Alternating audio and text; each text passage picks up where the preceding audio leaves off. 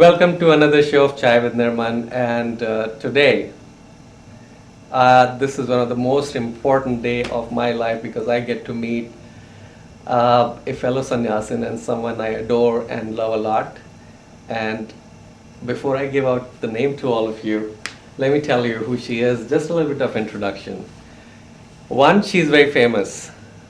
Well, most of the sannyasins are, but she is famous for her work, which Osho actually himself trusted her with, and she has taken that work to a totally different level. She has published 2 books, and recently a whole set of 3 DVDs actually has come out giving details of her work.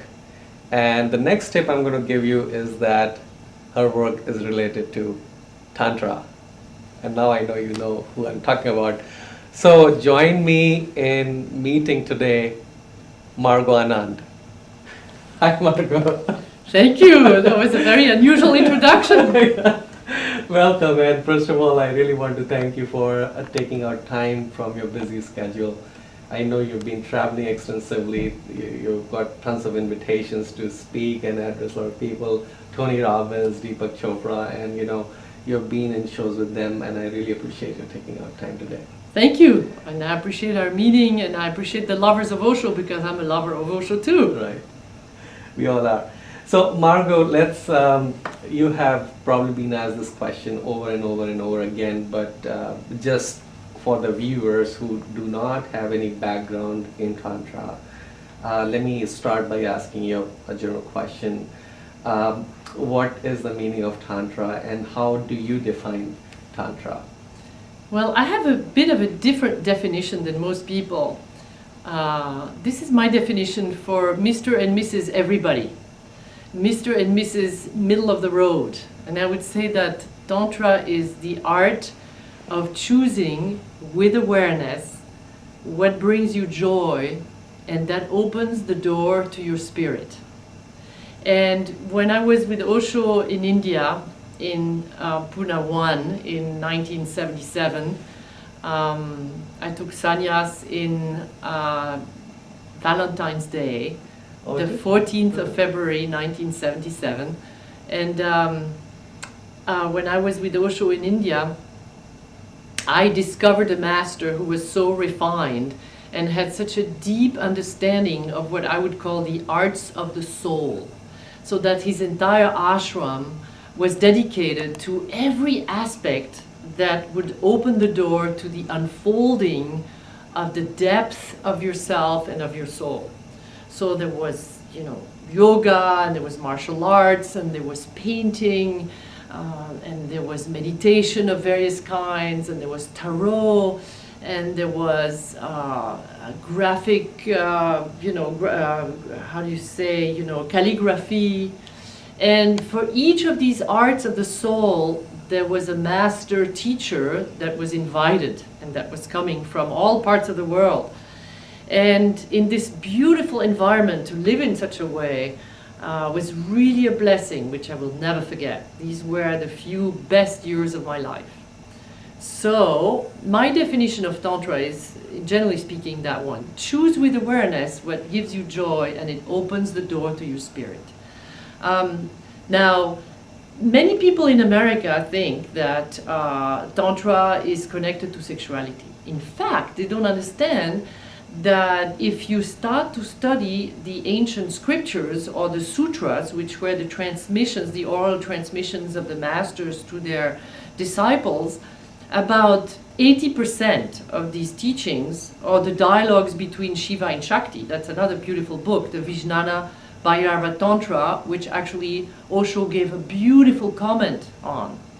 80% have to do with awakening, with spiritual enlightenment. And maybe 15 to 20% at the most have to do with sexuality. And yet, everybody thinks Tantra is about sex, and Tantra is about orgies, and not so. Tantra, like yoga or Zen, is a spiritual path to awakening.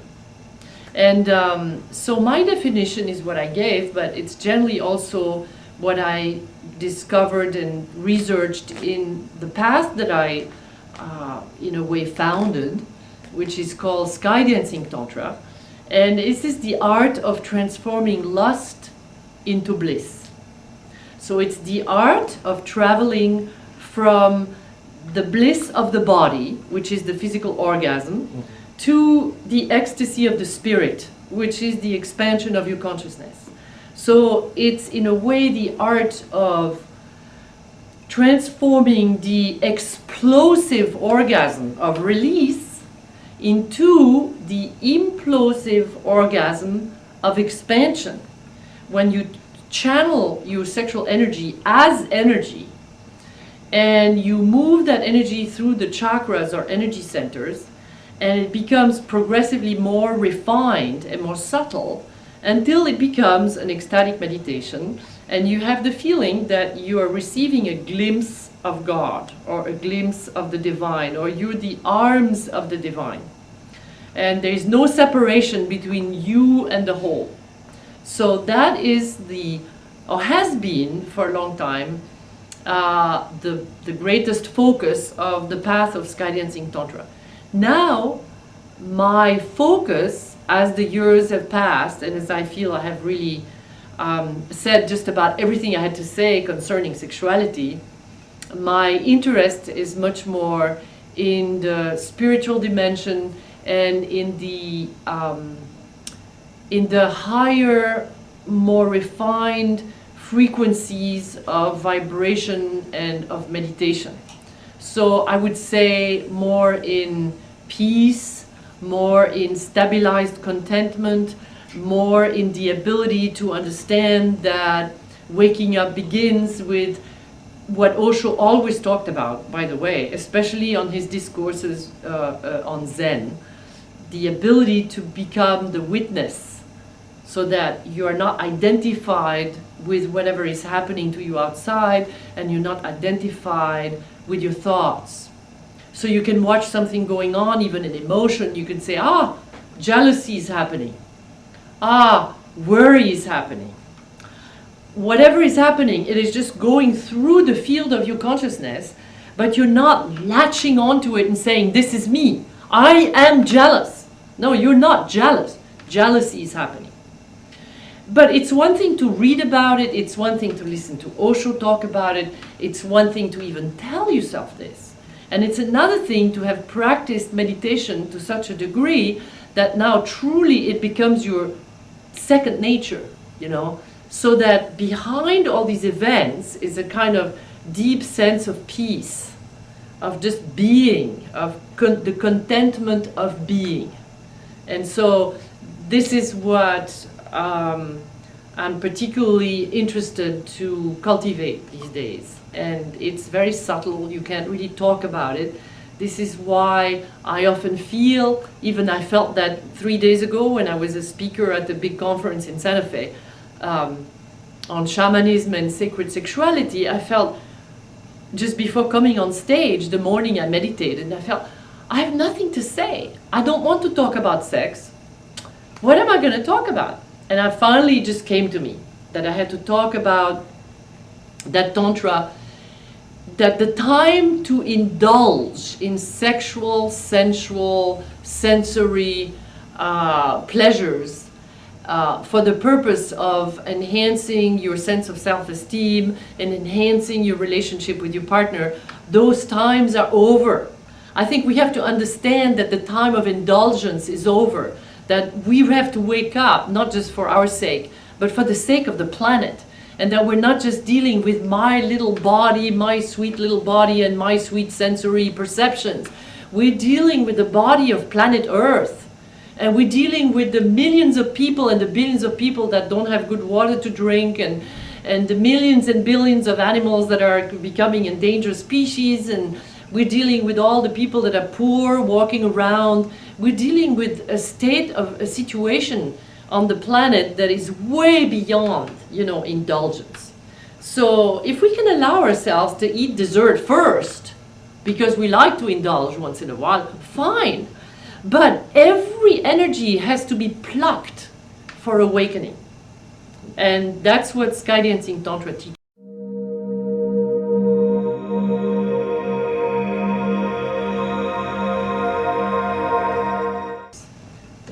great, Margot, because for 30 years, I mean, you've been addressing that 15-20% part of, the Tantra definition. But for a few seconds, if you take that 15-20% thing about sexuality out of the equation and move to that 80% what you mentioned about awareness or about maybe enlightenment, how would you say that Tantra can help? If, as I said, if you transcend beyond the sexual part, how do you think Tantra can be used to awaken, the upper chakras, or to focus more on upper chakras? Well, let's take the example of how Osho did it. Because after I was with him for a while, he said that I was to lead the Tantra groups at the ashram in Pune. And when we were group leaders, we had the chance to be able to sit on the first rows and to have access to him fairly easily in those years, 77 and on. And Osho had darshans every evening. And so we would be called forth. And I had the most extraordinary tantric experience, one of the first few times I met Osho. I mean, every meeting with him was extraordinary. Sometimes he told me things that it took me 20 years before I understood what he meant. And suddenly after 20 years, one day I would wake up and I would say, I've got it. That's what he meant. But I had to wait 20 years to get it. Because when he was telling me these things, I was going, I don't agree, and I'm not going to follow that path, and I was resisting. I was resisting him a lot. And then I suddenly realized what he meant, many years later. But when you went to his darshans in the evenings, there was these mad events where your name was called and you came in front of him, and in the beginning you were just alone with him in front, and he would eventually put his middle finger or his two fingers on your third eye. And then you would navigate into the most deep, expanded, mysterious states of consciousness and energy. And all sorts of things would happen. Many, many things about where you were at in that moment would be revealed. So that, for me, is a tantric energy event. That, for me, is a transmission of awakening, of an awakened being to another being to help that awakening. And different traditions call it different ways. Some people with Muktananda called it Shaktipad. Some people with other gurus, call it Diksha. Some people call it, transmission, whatever it is. But Osho was the first one that really did it in a powerful way with Western people at that larger scale. And for me, one of the most extraordinary transmissions I got was that one of the first ones I got with Osho. And it was like this, that in 77 there were maybe 40 people around him, and in that particular evening the people were very serious. I have to say, I think there were a lot of Germans in the crowd. So people that evening were serious. So my name was called and I sat in front of him, and eventually he touched my third eye, and I had the feeling that the earth was beginning to tremble under my coccyx, where I was sitting on the floor. The earth was rumbling and shaking, and I ended up collapsing on the floor, and this huge, deep, deep, earth-shattering laughter started to arise from the depth of my spine and started to climb through my spine until I was rolling on the floor with laughter. I was completely possessed with this cosmic laughter that I couldn't stop. And when my time was over, there was no way that I could even get up from the floor, so I was gently brought back to my seat. And by the time I was on my seat and my laughter was continuing, the whole room was laughing. But the most extraordinary thing that happened, and the biggest and most extraordinary transmission that I got from Osho at that time, was that every night, exactly at the same time that this transmission took place, the laughter would come back. And it didn't matter what I was doing. I could be teaching a group, I could be writing a letter, I could be busy and talking to friends in the cafeteria, I could be walking down the road, and suddenly this huge laughter would come up, and I had no control over it. That was it. That was the laughter of the moment. And it went on for a month, every night. And so what the teaching was, the transmission was, is I learned from that moment on, I could never take myself seriously again. Because what happens when you laugh is there is that witness inside of you that is looking at the funny side of things, at the funny side of the situation, and you appear to yourself as the clown of your own ego, you know, so you could see your own clumsy ego, you know, kind of doing its clowning in whatever you're doing. Anyway, so there it was, you know, and so what a teaching, you know, what a teaching. And so, you know, I just like fell madly in love with Osho from that moment on, you know. Margaret, in some Eastern traditions, there has been this concept of, you know, celibacy, where young men would, you know, take vow of celibacy and try to retain that life energy and, you know, move it upwards in the chakras. What is Tantra's view on, to me, somehow, this whole notion of being celibate as a young man seems a little, not ridiculous, I would say, but almost like suppression. Yeah, artificial. Yeah, it's like forcing something, and I read in Osho's work, Osho mentioning the word, you know, going full into something and transcending Yeah. it. What are your views on it as how Tantra, you know, tackles this issue? Well, my views are that, you know, inspired by Osho, what I decided my life goal would be was freedom. So for me, freedom, which means the freedom of awakened consciousness, comes before anything else. It comes before love, it comes before relationship, it comes before, you know. So what does that mean? Freedom means that, and Osho taught me this, absolutely taught me this also, in Vipassana especially, that I am a complete human being, whether I have a guru or no guru, whether I have a husband or no husband, whether I have a lover or no lover, whether I have a brother or no brother, whether I have a man in my life or not. I, Margot Anand, and you, Nirman, we are each a complete human being, independently of whatever happens to us and whoever is in our life, because we are born alone, we wake up alone, and we die alone. These are three things that nobody can do for us. And so what that means is that we have to recognize that orgasm is an energy event which can be elicited independently of the sexual context. Okay? Orgasm as such was discovered by the Tantrikas way before Wilhelm Reich discovered the power of the orgone and the power that the orgasmic energy carried, the vital, you know, pranic power to electrify each of our cells and to wake up our being and to go back to the source of our creativity. So orgasm can open us, can take us to the root of our creativity, not for procreation's sake, to make babies, but for anything, for writing a book, for writing a symphony, for, you know, enhancing our meditation, for transcending our ego. You know, the channeling of orgasmic energy can be done while you practice Kundalini meditation, can be cleaned up, and can prepare you to have a greater orgasmic experience when you do Osho's dynamic meditation in the morning, because that's a very clearing meditation. And can be done when you, if you are into the sexual thing, practice self-pleasuring and channel the energy of, you know, sexual pleasure through your chakras. And so you can make love and you can let it go.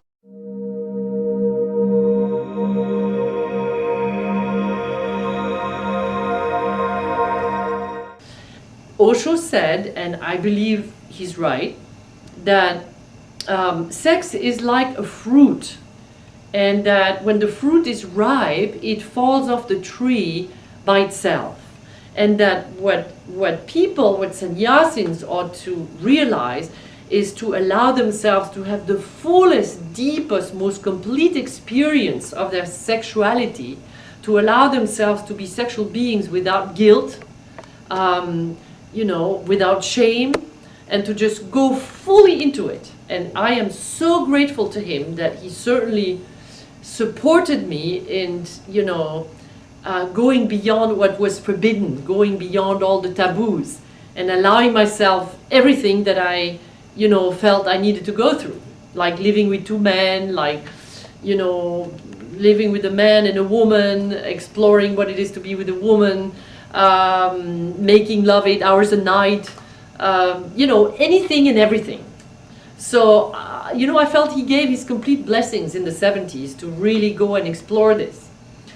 But now I feel, okay, I have really lived this, and my focus is, I wouldn't say the fruit has fallen off the tree, the fruit has fallen off the tree, because when I make love, I actually feel I'm almost more orgasmic than I was before. Like it's less of a difficult thing to reach an orgasm for some reason. Maybe I have less hang-ups or less blocks, or... But the focus of the interest is not so much upon this, you know, penetration. It's more upon consciousness itself, you know. And so I would say that yes and no, because truth always has two sides. So to your question, I would say yes, sexuality can be distracting, because when you engage in the sexual act, you engage in an act of love, an act of merging, an act of becoming one with the other, even if it's just for 10 seconds, and Tantra teaches you how to do it for hours on end, not just the 10-second orgasm, but you can have hour orgasms. So yes, when you get involved in that way, you don't think about meditation. You think about what? Your partner. What does your partner want? What is your partner doing? How can you be better for your partner? How can you please your partner? And your attention is completely thrown outside of yourself. So that is not conducive to meditation and awakening. And so those people that choose the path of meditation, they are told, conserve your seed, you know, and channel your vital energies through your heart chakras, because the frequency, vibrational frequency of your energy channeling will become more and more refined until you reach to that place, which is the place of spaciousness, which is the place of meditation. And then meditation becomes more like a second nature. It happens to you all the time. So I would say that there's some times where you know, deep retreats, deep meditation retreats call for celibacy. But I would also say that we have seasons in our lives. So when we're up to 18, 20, 25, we need to make love to a lot of people, I would say, because we need to know ourselves and we need to understand our sexuality. When we get married and we want to create children and we want to focus on the one beloved, then it's appropriate to be monogamous. And then when we are finished with the householder's work, and we are focused more, our children are grown, we've done our duty as far as that goes, then it's the time to focus on waking up, on how are you going to take this life and go into the afterlife. You know, what is it you're going to keep with you? And what have you not accomplished that you haven't finished? Or what do you need to correct? Or what do you need to clean up? Or what do you need to purify?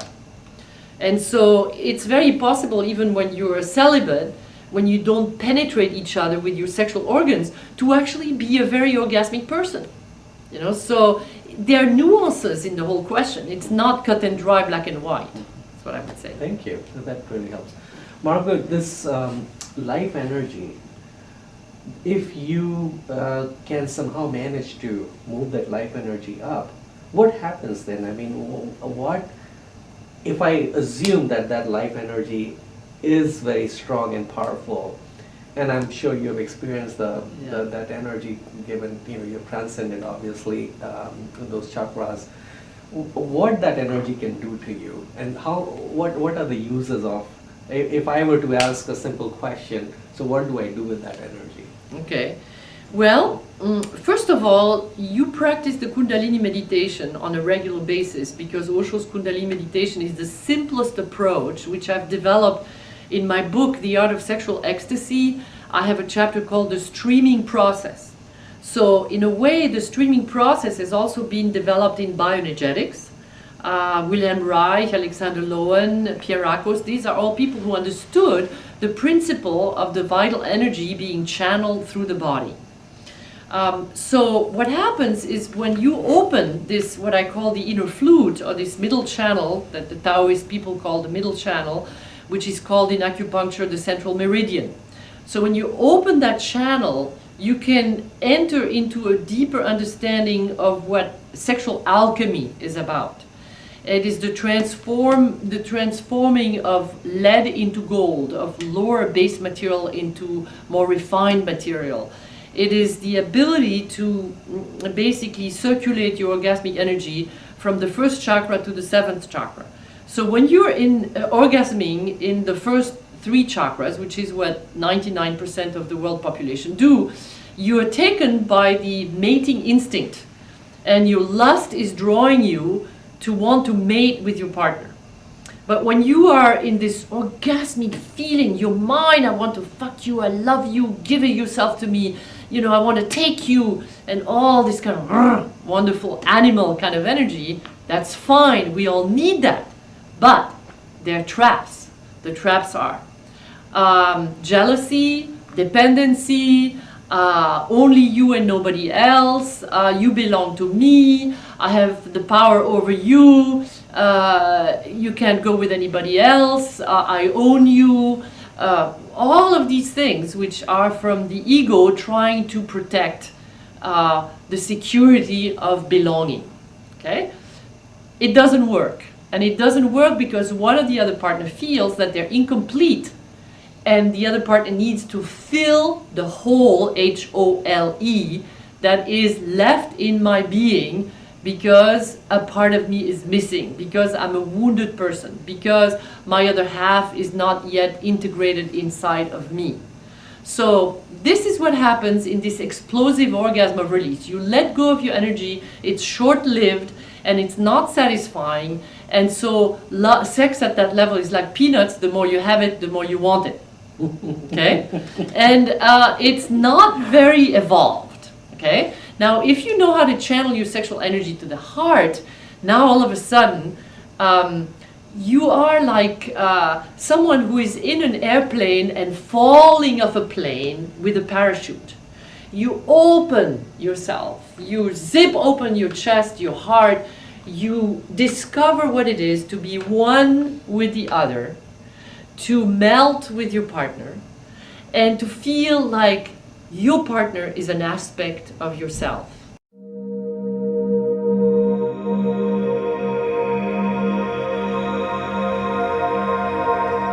Okay? And everybody knows that compassion, passion with, okay? That's the heartgasm. Okay? Wow. Now, when you move your sexual energy to the throat, all of a sudden you understand the power of expressing this energy with your voice. You go, ah, ee, you make sounds and you tell your partner what you need, and it's not the problem, you know? So you are in a way authentically expressing your truth through the voice, with or without words. You're singing the song of love. And it's a very important communication factor, because when a man is in bed with a woman and she goes, ah, you know, he's happy. He knows she's having a good time, and he knows he's doing his job, so to speak, and he likes that, okay? And so when you continue to channel sexual energy to the third eye, now the energy expands beyond the boundaries of the body. And you enter into spaciousness, which is comparable to what happens in meditation. You are expanded beyond the body. You can hear more clearly. You can see more brightly. You know, this is already a more refined state. Okay? And then when the energy continues and is channeled to the crown, which corresponds to the pineal gland, because each chakra corresponds to an endocrine gland. So it has to do with our growth and with how we manage our energy. So when you channel this energy to the crown, then you enter into a form of prayer, a form of oneness with the divine, a form of oneness with all that is, a feeling of not being separate anymore, of being expanded to include everything, to be the whole universe is in you and you are the whole universe. So this is bliss, this is ecstasy. Ecstasy means to stand outside of your ego self. So that is the purpose of SkyDancing Tantra. That is the purpose of the Tantric path, the transmutation, the alchemical transmutation. And it's important to note that this particular science of transmutation existed in many, many different cultures, not just in India. Does that answer your question? Oh, totally it does, Margot, and I'm happy you're talking, because that's where I really wanted to focus our dialogue, um, after having worked in this area for 30 years, you know, of late, I've been reading that you've been focusing on energy transmission and, you know, more application of Tantra in these upper chakras. Um, Two questions come to my mind. One is, once you've transcended, you know, the need, or let's call it the beyond the three chakras, can you still practice Tantra without a partner? Yes, absolutely. I mean, as a matter of fact, in my book, The Art of Sexual Ecstasy, the 11th and especially the 12th chapter is called Riding the Wave of Bliss. And it is something that you see in the tankas of the Tibetan art, where you see the Buddha and the Dakini sitting on his lap, and they're circulating energy together. It's the orgasmic energy that goes through this inner channel, is shared in the breath, is taken down the inner channel, passed through the sex to the other partner, and hence the partners are creating this circle of energy between them. That's one approach. But the other approach is to do that within yourself, where you could actually practice this transmutation of your own energy in meditation.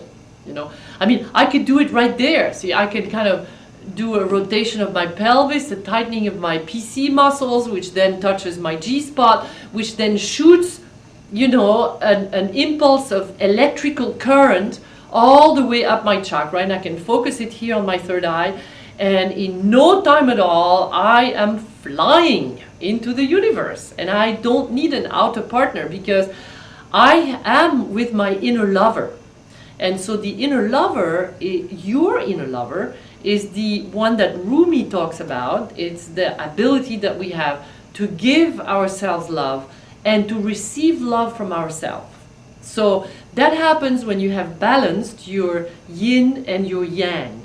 So when the feminine inside of you, the receptive, is actually balanced with the emissive or the active, the one that puts energy out in doing, and the one that receives energy in being.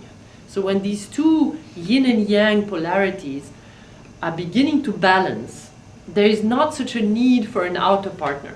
There is love in itself. I call that for myself moving from the personal heart to the transpersonal heart. So my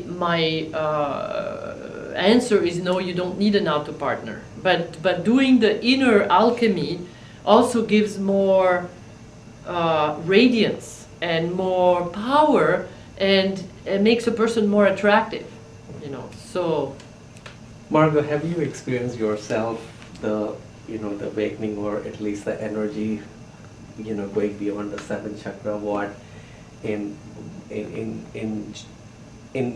simple English, if I ask you, have you experienced this phenomenon of enlightenment? Yeah, I have. Otherwise I wouldn't be so interested in it. Right. Yeah. And the reason, I mean, it's a tricky question to ask because you could have said no, but I personally felt that in your last this energy transmission event in Santa Fe, I think that's what was happening, that you went on the stage and you actually, went into that state where you can transmit your light energy or light to people. Well, first it's important to say that, we all have many different bodies. We have the physical body, we have the aura, auric body, then we have the solar body, then we have the astral body, then we have the galactic body, and then we have the cosmic body. So they're like, in a way, just the same is around planet Earth. There's different layers around us, which have a pulse, which have a beat, which have a subtle way of connecting with, things that the human consciousness, the normal human consciousness, doesn't even perceive. And so, in many tantric traditions, one talks about, the Egyptians talk about the ka, which is your etheric double. I'm interested in something else in the tradition, which is the light body. So the light body is something which has to do with the radiance that a person accumulates when they do deep meditation. I would say, to simplify it. But it's also something that we have as our basic nature, and that gets to get brighter and brighter when we get out of our own way of dividing ourselves from ourselves. And so the capacity, as Osho was doing in his darshan, touching the third eye, to transmit this energy of grace, as I received it from Osho, and as I have been doing ever since I've been with Osho, when I do these transmissions touching people on the third eye, and I did it in Pune when I was leading the groups, people would fall off the floor and they would take their time to get up. You know, things would happen to their brain. Yeah. Their brain would balance out, and alpha states would take place, and revelations would take place. I would say maybe I've always been gifted at that, or I've always taken a lot of pleasure in doing that. So in this particular conference, I had given the topic to challenge myself, otherwise I get bored, awakening your light body. That was my topic of, workshop.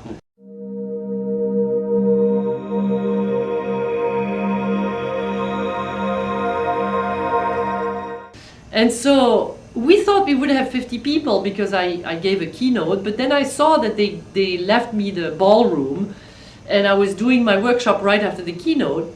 And in fact, everybody stayed because they liked the keynote speech. So now I was with 400 or 500 people in the room, and so I had to go on stage, and I did this energy transmission, and I said to them, connect your heart with your hands, and I did the same, connected my heart with my hands.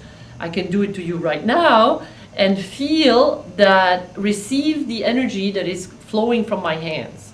And before I did that, I played Osho's tape, I Salute the Buddha Within You, which was how he started his discourse on the day of his birthday, talking to his sannyasis.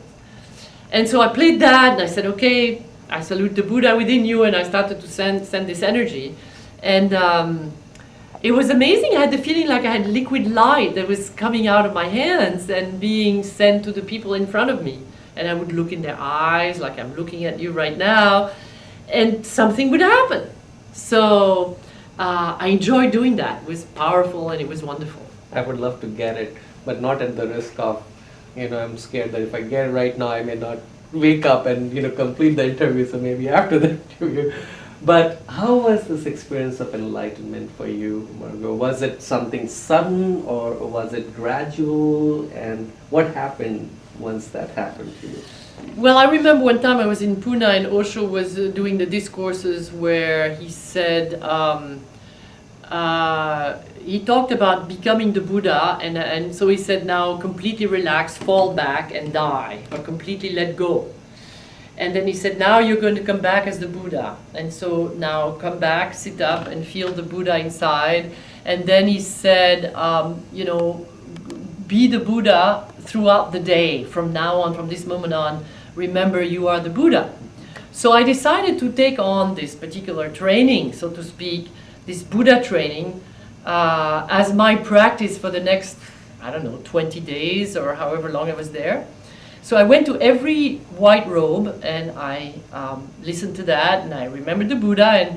And one evening I went home, and I sat on my bed, and I heard a click in the room, and I had the feeling like some mysterious hand of God or hand of Buddha came and wiped out my slate. Like every resentment, every frustration, every division, every tension was wiped out of my being. There was no more fear anywhere, the chakras were relaxed, and there was no more Margot, and there was no more me, and there was no more I. It was gone. And so it was this very ordinary thing, and very extraordinary at the same time. There was no doer, there was no beer. There was just this transparent, radiant, happy consciousness that was walking around in a body. And so that actually was for me an awakening. And the extraordinary thing was that it lasted 4 months. It lasted through my travels. It lasted while I went to see my parents. And on some level, I feel it's never really left me. And so I've received help in my life. Beings have cleaned my aura and, helped me out in various levels and various ways, so that I I can feel now that there's not very often any states of depression or any states of division. Whether I'm enlightened or not, I can't really say. I think I have to remember what Osho said, which I think is so right on, that enlightenment is a process that begins but never ends, you know? So that's where I'm at. Right. What's after Tantra, Margot? I mean, now you have already developed teachers who are already training people. So where is your focus now as, sort of the world's leading master of Tantra? Where are you focusing your energy within your work? Well, the deeper you go, the less you have to manifest and the less you have to say. And the more simple things get and the more humble you get, because you feel like you know different than anybody else, and you're not separate than anybody else. And I really don't have much more to say. I certainly experience very deep states, or very simple, very, I can't even put words to them anymore, So my focus is to be in peace and to help the world in whichever way I can. But I think for the next while, my focus is going to be to clean up my house, to clean up my boxes, to clean up my basement, to reduce my possessions to a minimum, and then to just be in a place where I can allow myself to just be, and not to have to be in an office or do work or teach. I've passed my work on to others, and now I need to go into my own hermitage, my own retreat, to go deeper into this process of understanding self, the big and the small one. Wow. It's almost like sad news for, so many lovers of yours. Oh, well, I'm sure something else will come up, I'm a painter, I love to paint. Yeah. And so I'm sure the existence will lead me to do the right thing and be the right way, and I have no problem, and it doesn't matter whether I say another word or not. I've said enough and plenty, and there will be others that will come after me that will say more, and some will be full of shit and some will be absolutely right on, and that's the way life goes, What's your third book? It's coming out, I guess, in the fall. What is it about? Well, I have a book that just came out recently called The Art of Everyday Ecstasy, and I have another one that came out since called the Sexual Ecstasy Workbook, which is a Tantra book for young people. And I am actually, I just finished a video called Margot Anand's Secret Keys to the Ultimate Love Life. And this is actually my year-long training, which is the training for ecstasy and love, which takes place over a year, 3 weeks. 1 week, people are together with me or with my teachers, and then after that they practice, and they have regional groups, and then they come for a second week, and then they practice, and then they come for a third week. And this is on my website, margotanand.com. It's all explained. So my production right now has been this film, which is a 4-hour documentary. I have no more book coming out. I have a biography I'm working on, and we'll see. Okay. So people can buy these DVDs off your website? Yeah, they can go to www.margot, M-A-R-G-O-T, Anand, A-N-A-N-D.com. Okay, and I'll also put a link so, all the people who are watching this can actually buy it through your website.